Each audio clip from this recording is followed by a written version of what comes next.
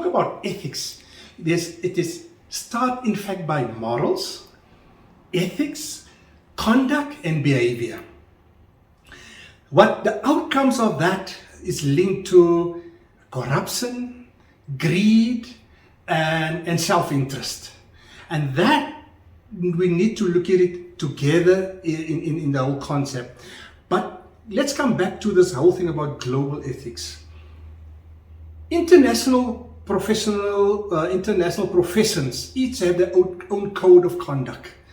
And the most appropriate or the most known principles or fundamental principles in ethics or code of conduct is not limited to the accountancy profession, but other professions as well. And the 5 pillars of fundamental principles of your behavior, your conduct, how you hold out as a professional, and in this particular case as a professional accountant, is your integrity. Second is objectivity. Third, it is professional competence and due care. Fourthly is confidentiality. It's important that you need to hold yourself as a professional with a confidentiality. And the 5th one is professional behavior. How you behave, how you hold yourself out. So that is the fundamental principles for the accountancy profession, but there's other professions that base it on a similar, like the law profession, attorneys profession, have similar type of fundamental principles. Ethics is the fundamental of any professions. In a SAIPA environment, SAIPA have moved beyond that. It is just a standard. It is just a behavior. SAIPA have evolved and determined how important ethics is as a professional accountant SA and its other designations within the South African Institute of Professional Accountants. We have moved, obviously we have adopted 100% the international standard of ethics boards for accountants of IFAC. We've adopted that, but we've added to it in terms of the South African jurisdiction, in terms of what is expected of a professional accountant SA in South Africa. We are one of the first professional bodies, if not the only professional bodies, where we have determined in terms of continuous professional development, where we have said, as a profession, your ethical conduct and behavior is just as important as the technical expertise that is being needed. And we have made ethics as a compulsory CPD that each and every member must do. And if you don't do it, you're not in good standing. The purpose thereof is the reminder and the awareness of how important ethics is, to such an extent that last year we've introduced an ethical pledge, that you must sign an ethical pledge.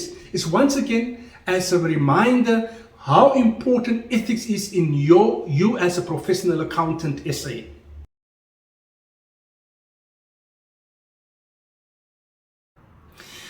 It is with regret that the accountancy profession as image has been tarnished because of rows within the profession. And as recent as 2017, we all know what happened in 2017 with a number of professionals and some professional firms. And it is both the society, public, commentators, regulators have come down hard on the profession in terms of its, some of its members' conduct and behavior. But it's important that the market and the society and business need to understand that the buck doesn't stop just at the last assurance provider. It's a continuum of performers, drafters of management information, your executive directors, your board, your audit committees, your internal audit. Everybody is collectively responsible for whatever happens, being it good or bad.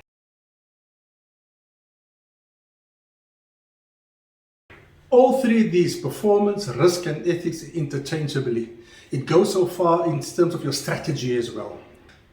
The one is not independent from the other. But in order to run a business, to manage a business, to perform in what you're supposed to do, it comes with risks. But it comes with ethics as well. What we find sometimes from a risk perspective is you end up in an ethical dilemma.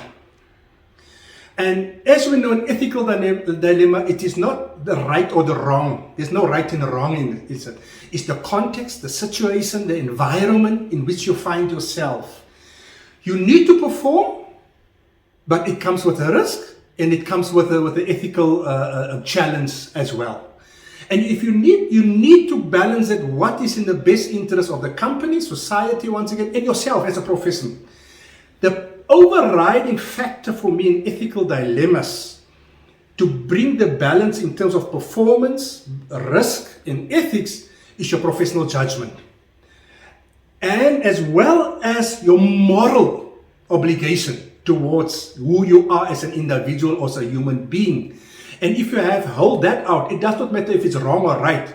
You have apply yourself from a moral point of view, from a professional perspective. The balance have to be there because there's no right and wrong answer in the ethical dilemma.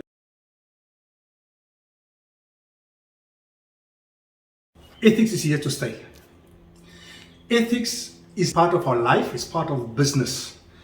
And the perception of it is just a passing trend, it's a misnomer.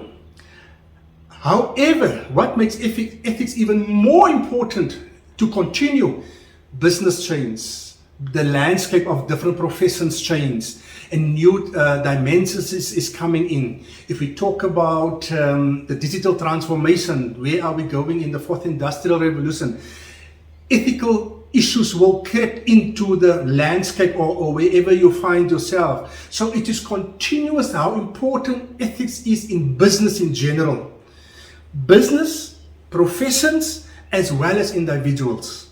But I want to say that ethics is a point of yourself first, your moral obligation towards yourself first.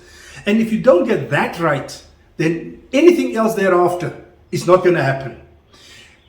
Thereafter, the role of ethics in continuing in business and in professions is with regards to the organizations you serve, but ultimately is society and in public interest. And that will continuously be there because we are being watched. Not only being watched, it is the saying of saying, you must do what is right even though anyone is watching you. That is important. The temptation and the carrot is sometimes so big that we fall in trap. And it's not always rogue people that fall in this trap. It's honest people. But the temptation is so big that they tend to falter over the crossing the line of unethical behavior.